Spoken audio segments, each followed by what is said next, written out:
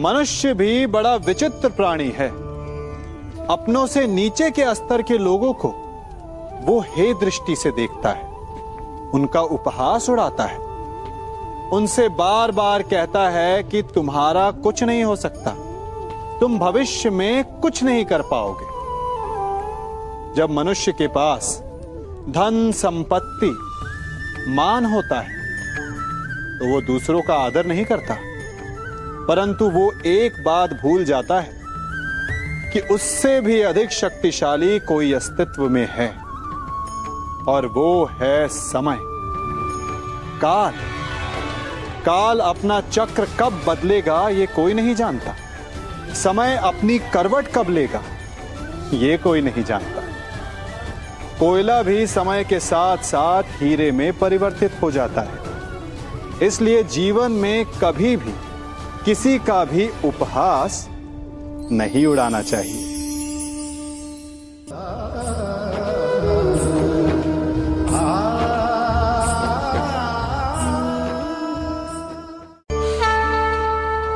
गर्व, अभिमान और अहंकार, ये तीनों सुनने में एक जैसे लगते हैं, परंतु तीनों का अर्थ भिन्न होता है और परिणाम भी। तीनों का आरंभ प्रेम से होता है। स्वयं से प्रेम, परिश्रम हमारे मन में गर्व को जन्म देता है और सफलता अभिमान जगाती है। यहां तक ठीक है, परंतु जब ये भावना अहंकार बन जाती है तब वो समस्या बन जाती है, क्योंकि सबसे बुरा अंत अहंकारी का ही होता है। परंतु मनुष्य के लिए पहेली यही है कि पहचाना कैसे जाए कि अहंकार जग गया है और उसका दमन आवश्यक है। इसका उत्तर मैं नहीं, आपका मन देगा। जब तक आप स्वयं से प्रसन्न हैं, जब तक आप सबसे ऊंचा उठने का प्रयास कर रहे हैं, तब तक ठीक है। परंतु जब आपके मन में दूसरों को नीचा समझने का भाव आ जाए तो सावधान हो जाइए, क्योंकि यही अहंकार है जो वास्तव में आपको हीन कर रहा है।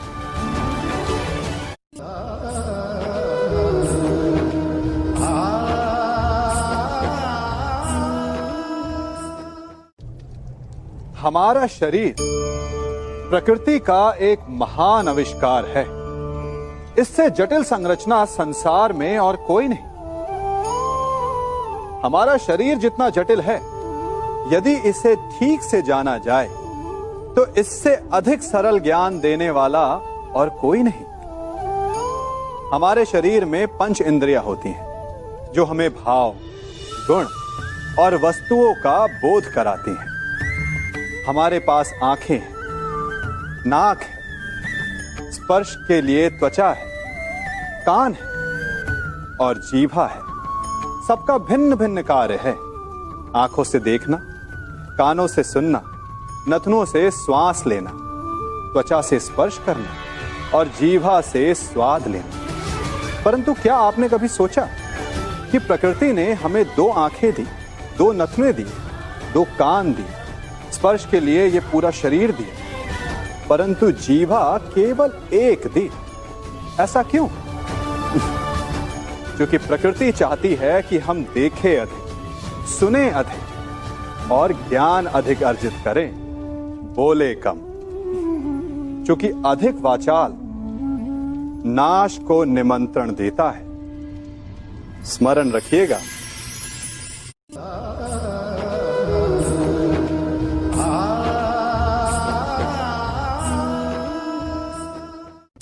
मनुष्य की सबसे बड़ी दुर्बलता क्या होती है? सोचिए। धन, प्रेम, अहंकार।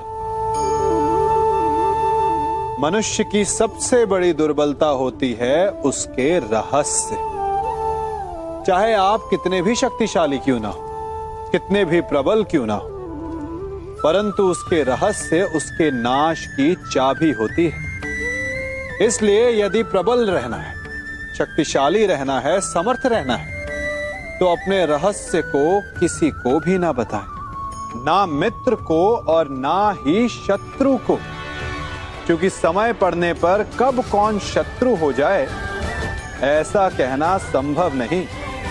विभीषण को रावण के अमृत कुंड का ज्ञात था, इसीलिए प्रभु श्री राम रावण का वध करने में सफल हो सके। इसलिए उचित यही है कि आप अपने रहस्य को स्वयं तक ही सीमित रखें।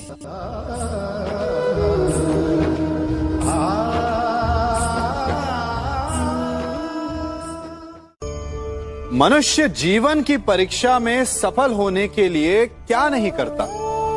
वो परिश्रम करता है, दौड़ भाग करता है, और ये सब करने के पश्चात भी जब उसका काम नहीं बनता तो वो नकल करता है ना? तनिक लौटिए अपने बचपन में, स्मरण कीजिए अपने बचपन की स्मृतियों का। क्या स्मरण हुआ? विद्यालय में जब आप परीक्षा देने जाते थे तो क्या होता था? आप ना सहे, परंतु कोई ना कोई सफलता पाने के लिए नकल करता ही था और उत्तीर्ण भी हो जाता था, है ना? परंतु जीवन की परीक्षा ऐसी नहीं होती। नकल करने वाला सफल नहीं होता। कारण विद्यालय में सबके प्रश्न पत्र एक होते थे, परंतु जीवन के प्रश्न पत्र और उनकी कठिनाई सबके लिए भिन्न होती, तो निश्चित रूप से उनके उत्तर भी भिन्न होंगे ना। इसलिए यदि आपको जीवन में सफलता पानी है तो नकल ना कीजिए, स्वयं के प्रश्नों का उत्तर स्वयं ढूंढिए और सफलता आपकी ही होगी।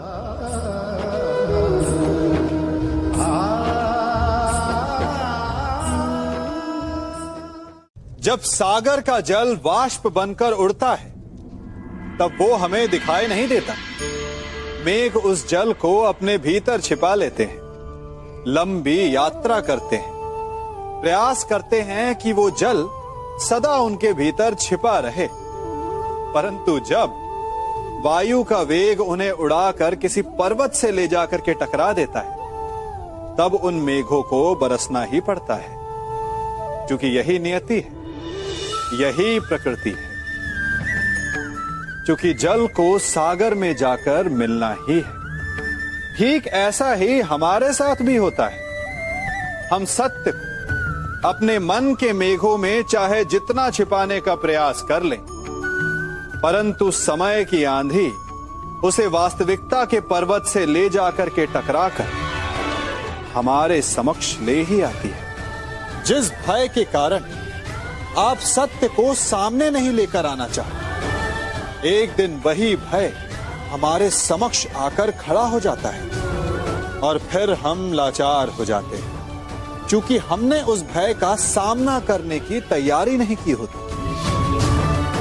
इसलिए सत्य से भागे नहीं, उसे छिपाए भी नहीं, उसे स्वीकार करें। भविष्य की बड़ी विपत्ति से बच जाएंगे।